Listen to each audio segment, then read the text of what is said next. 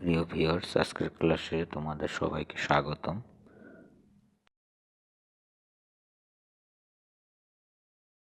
আমাদের আজকের সপ্তম ক্লাসে আমরা এসে পড়েছি আমাদের facebook.com/মুনিম video online service Facebook page.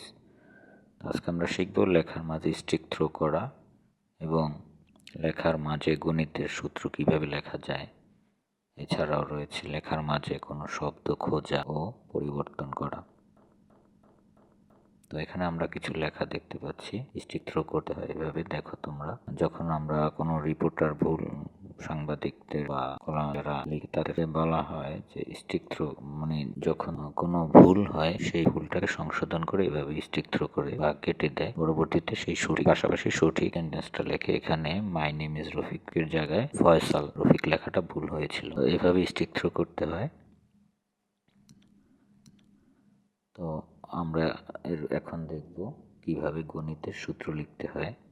তো এখানে আমরা সাবস্ক্রিপ্ট এবং সুপারস্ক্রিপ্ট এই দুইটি অপশন দিয়ে গণিতের সূত্র লিখব। এ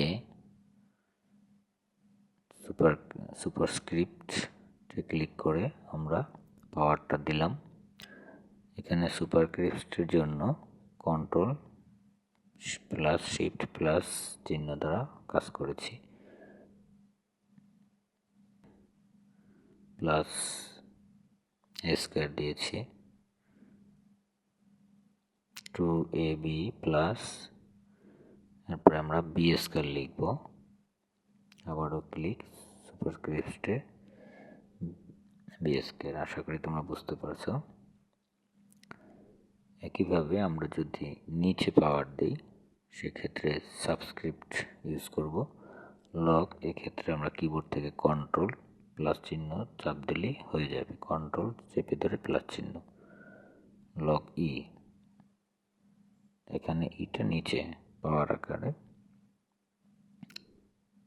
আচ্ছা, সাইন এ। আশা করি তোমরা বুঝতে পেরেছ।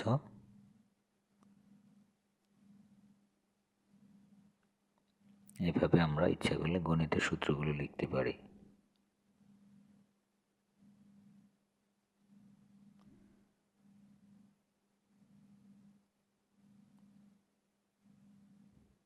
কোনো শব্দ আমরা কিভাবে খুঁজবো সেটা দেখবো আমরা কিবোর্ড থেকে। দেখো রফিক, আমরা এই শব্দটা খুঁজবো। যখন আমরা এখানে রফিক শব্দটা লিখছি, দেখো ইন্ডিকেটর করতেছে যতগুলো জায়গায় রফিক আছে সব জায়গায় শো করতেছে। কিন্তু এভাবে আমরা কোনো শব্দ খুঁজতে পারি যে কোনো একটা ডকুমেন্টসের ভিতরে। দেখো মাদার লিখছি, মাদারটা কিন্তু এখানে শো করছে যে আমার মাদার শব্দটা কোথায় আছে। এভাবে আমরা কোনো একটা লেখার মাঝে, অনেকগুলো লেখার মাঝে শব্দ খুঁজতে পারি।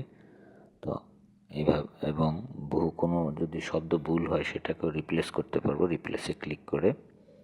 এখানে দেখো আমি রফিক লিখলাম ফাইন্ডের জায়গায়, এবং এই শব্দটা পরিবর্তন করলে কি হবে সেটাও লিখলাম রিপ্লেসের ঘরে। আর রিপ্লেস ক্লিক করলে দেখো এখানে প্রথম যে রফিক শব্দটা এটাকে ইন্ডিকেট করছে। এটাকে যখন আমি রিপ্লেসের ঘরে দিলাম আর এফ হয়ে গেল অটোমেটিক। আমার একটা করে পরিবর্তন করা লাগলো না। এভাবে আমরা কোনো শব্দকে রিপ্লেস করতে পারি। আশা করি তোমরা বুঝতে পেরেছ। আজকে এই পর্যন্তই। সবাই ভালো থেকো। আল্লাহ হাফেজ।